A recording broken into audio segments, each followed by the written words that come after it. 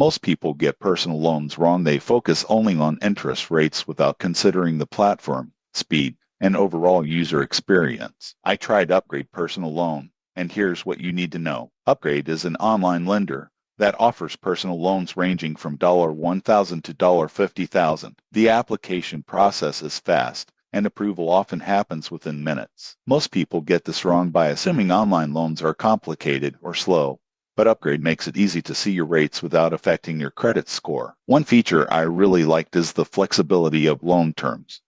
You can choose repayment periods from 36 to 60 months depending on your budget. Upgrade also provides an online dashboard to manage payments, track your balance, and see your payoff progress, which makes budgeting simpler. Interest rates vary based on your credit score, starting around 6.94% APR up to 35.97%.